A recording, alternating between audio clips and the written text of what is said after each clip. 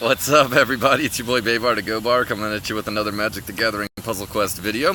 So today I'm showing you the 5 battles from the Dragon Warp. I had it perfect going into this event, and so far I've had one ridiculous crash and victory on the Tez 2 node and Esper. And then now we're going to run the Nicol Bolas node, and of course we're using Nicol Bolas, and this is I believe Grixis. So this node basically requires you to deal 15 or more damage during a single turn, and also to win with only cards that cost 11 or more mana. I think this is a perfect node for Nicol Bolas because he does have access to a lot of really big, really nice, really strong creatures. Thran Temporal Gateway is one of the ways we're going to cheat that out. He also has access to Storm the Vault and a couple of hasty creatures, which is excellent. He has access to River's Rebuke, which is excellent. And some good control and sleep and Time of Ice. I guess I'll go through the creatures one by one. We have Etali, Primal Storm. Also his first is good at controlling the board, and so you don't have to run like little, small blue or black spells to control the board, which cost less than the 11 mana threshold. So anyway, Etali, the Primal Storm, is whenever he attacks, move the top card of your opponent's library to your hand. Thank God. I should have thought about this, but fortunately that doesn't count as like playing with a card that's undercosted if you do get one. I've tried. Darigaaz Reincarnated has been a boon to a lot of people's event. He's very hard to deal with unless you can exile him, because even if you bounce him, it's pretty funny. If you hit him with River's Rebuke, he will bounce up into the opponent's hand and get played again, or if the opponent's hand is full, it'll kill him, but since River's Rebuke bounces supports first, it will kill him, and then the support will be created and not bounced by River's Rebuke, so he's a real pain in the butt. Verix Bladwing got a nerf because they actually made him work like it says he'll work, but he's good at controlling the board. He's a big dude dragon, and he hits for 8, so him and another 8 swinger like Darigaaz will get you the 15 damage threshold. Hostage Taker is a solid card. One of the things we like to have in this Thran Temporal Gateway type of deck, well, let's look at this card. At the beginning of your turn, the first historic card in your hand gains full mana. So we can put like, Azor, Etali, Darigaaz, I believe Thran itself, and Storm the Vault not as the first card, and work on filling up other cards once Thran is down, and it'll basically fill up the next historic card for you, so you get a lot of free action out of it, especially if you get it down early. This deck can be brutal. The other creature we have is Hostage Taker, which is good control again. We have Azor the Lawbringer, which is a very strong way to get a big creature on the board. He just does a lot. He's a really good creature, which is why he's in a lot of my decks. And then we're using, of course, Storm the Vault and River's Rebuke. I won't show you those. Time of Ice is a pretty good little control card, even though I might replace this with something else. I'm not sure what. Actually, you know what? I am sure what. I should be putting the Eldest Reborn in there. That's a superior card for Nicol Bolas. Kind of crazy to change out your cards in the final hour, but yeah, that's a better call. All right, and finally, Sleep, which is an interesting one. Disable your opponent's creatures for 2 of their turns. That's a long time, so very, very good control-y spell.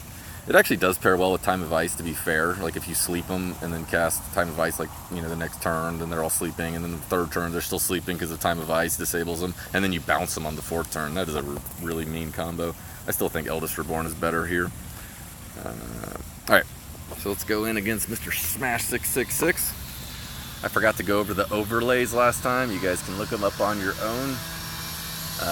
But you notice that I don't really pay much attention to them because they're mostly irrelevant.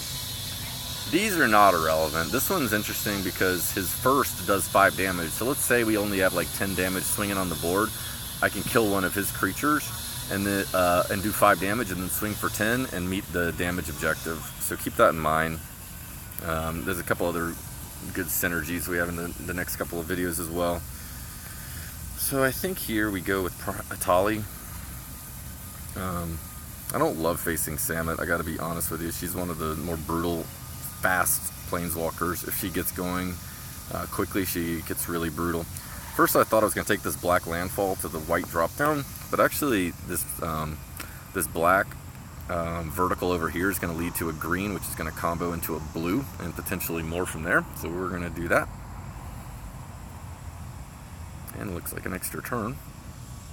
I'm going to go ahead and work on Azor too. Why not? And again, we got a really nice vertical combo here. This is a big first turn. Yep, okay. Let's see what we got here. Now we really need to be thinking, because this deck, since you're only playing with big cards, you're not particularly worried about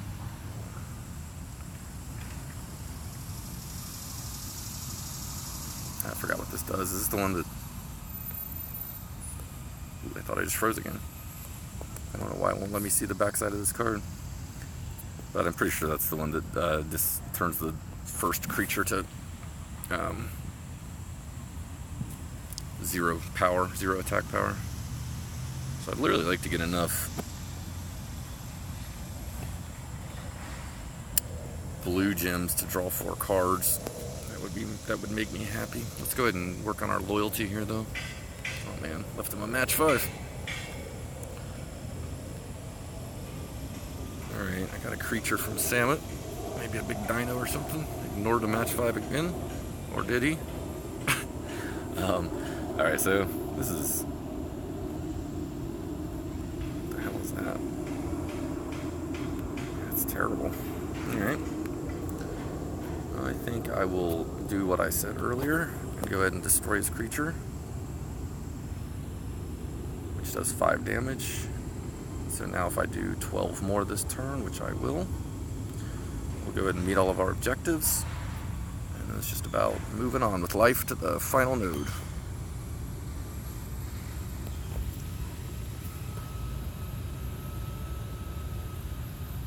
That was weird. What just happened there? I didn't see that mana go. That's weird. I thought the visual looked really weird. It looked like that last match didn't count for mana. Just verifying.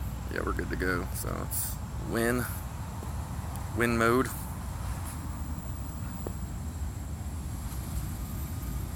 Take his red matches, I guess.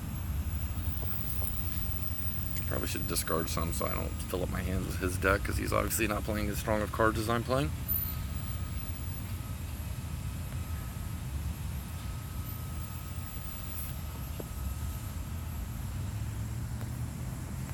I forget what that does. Alright, that sounds fine.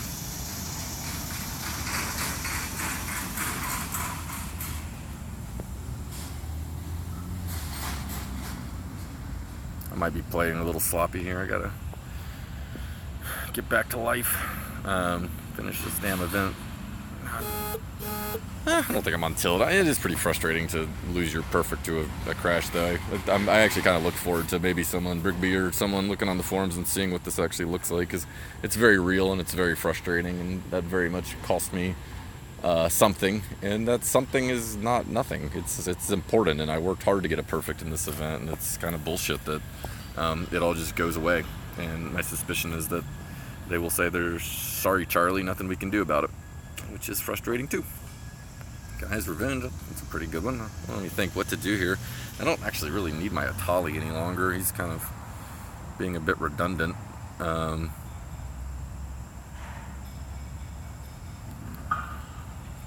I want Bladwing or Darigaaz? I definitely don't want that stupid wolf. So you can have that slot. I'm not even sure I need Azor any longer. You can have that slot. I think I'll keep Etali. No reason to just do 2 extra damage and wait a turn to do it. I think this is the smart play. Skin Shifter. See, this could have been a pretty aggro deck. I just didn't end up getting much going. And I don't know what the hell that wolf is doing in there. The rest of the deck's pretty solid. Whatever. Thrashing Brontodon. Alright.